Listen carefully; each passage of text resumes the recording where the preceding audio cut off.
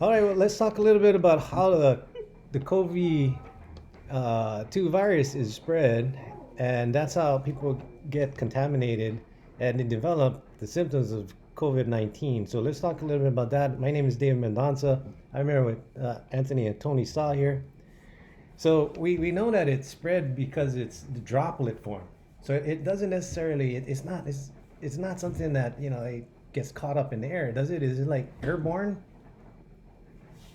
It can be if we cause it to be, for example, a nebulizer treatment, but normally, no, it's not airborne. It has a distance that it can go, which is, they say the real distance they say is about 3 feet, but to be safe, the recommendation is 6 feet, so you want to double that. So 6 feet is all you need to be safe. I mean, technically, you wouldn't even need a mask, but that's also another barrier. So you have the 6 feet plus your mask, and then anything else you could do, cover your eyes anywhere where there's openings. But yeah, it's droplet precaution, not airborne precaution. Right. So this is it's not airborne. Airborne means you would have to have a means for it to stay afloat and means to mobilize itself. Again, like Tony was saying, if they use a highly suspect procedures such as using high flow concentration of oxygen or aerosolizing medications that go in and out through the person as they breathe in this, when it comes out, it's more in a gaseous form. So it's lighter and it can stay afloat and it's aerosolized, not necessarily airborne. But we're also worried about it being on surfaces, right? Yes, the surfaces.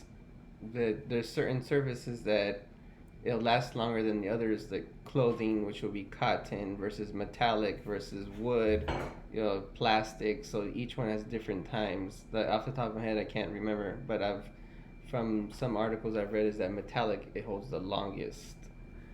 Well, what Tony is also alluding to is that when these droplets land, areas around the person that's potentially spreading it leaves that footprint there. So when you touch it and you don't wash your hands, and we should be washing them for at least 20 seconds with some type of alcohol-based hand sanitizer or soap and water, and you touch your face or you touch somewhere around your body against it, starts to increase the spread and the more likelihood of you coming down with the SARS CoV-2 virus, and then likely to be a COVID-19 person.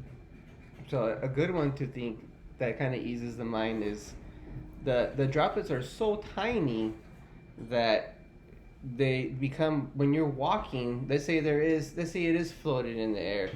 When you're walking, it actually, because of aerodynamics and the micron, the virus is so tiny that it's actually going to just come around you, kind of like, the car going through the wind, and then everything. If there's a leaf floating and let's say you're walking or a car, you're not going to run into the leaf because of aerodynamics. So that droplet is so tiny that it's just going to kind of go around you and follow the wind pattern, versus you're not just going to stick to it like if it's a bug. Right. It's too tiny.